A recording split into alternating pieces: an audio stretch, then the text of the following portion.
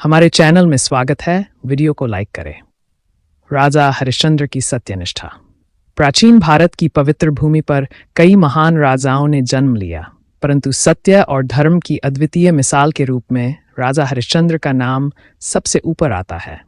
ये कथा न केवल धर्म और सत्य के महत्व को दर्शाती है, बल्कि ये भी सिखाती है कि कठिन परिस्थितियों में भी नैतिकता से विचलित नहीं होना चाहिए। राजा हरिश्चंद्र का राज्य और तपस्या। प्राचीन काल में अयोध्या के सामान्य एक समृद्ध राज्य में हरिश्चंद्र नाम के राजा राज्य करते थे। वह न्यायप्रिय, सत्यनिष्ठ और धर्मपरायण शासक थे।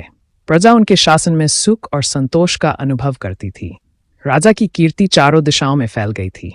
एक दिन ऋषि विश्वामित्र ने राजा की सत्यनिष्ठा की परीक्षा लेने का विचार किया।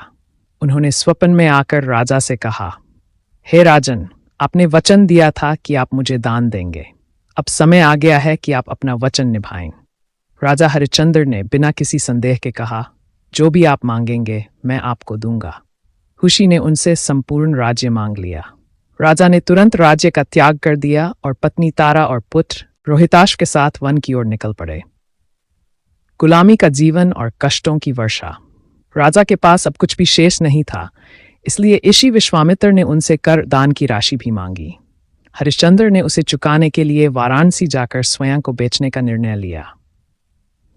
वे एक चांडाल श्मशान घाट के रक्षक के यहाँ बिक गए और श्मशान में शव जलाने का कार्य करने लगे। उनकी पत्नी तारा एक ब्राह्मण के घर में काम करने लगी और उनका पुत्र रोहिताश्व भी वहीं सेवक बना।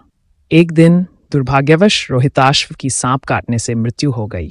उसकी माता तारा अपने मृत पुत्र को लेकर श्मशान पहुंची, परंतु राजा हरिश्चंद्र, जो वहां कार्यरत थे, ने उन्हें पहचाना नहीं और शव जलाने का कर मांगा।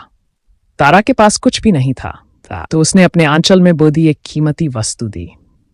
जब राजा ने सिर उठाकर देखा तो अपने ही मृत पुत्र को देखकर विचलित हो उठे, परंतु फिर भी उन्होंने अपनी ड्यूटी निभाई और श्मशान का नियम नहीं तोड़ा। यह देखकर देवताओं और ऋषियों का मन द्रवित हो गया। तब ऋषि विश्वामित्र प्रकट हुए और बोले, हे हरिश्चंद्र, आपने अपनी सत्यनिष्ठा और धर्म पालन से हमें संतुष्ट कर दिया। यह सब एक परीक्षा थी। अब आप अपना राज्य पुनः प्राप्त करें। इंद्रदेव स्वयं स्वर्ग से आए और रोहिताश्व को जीवित कर दिया। राजा हरिश्चंद्र और उनका परिवार पुनः राजमहल लौट आया। प्रजा उन्हें देखकर आनंदित हो उठी।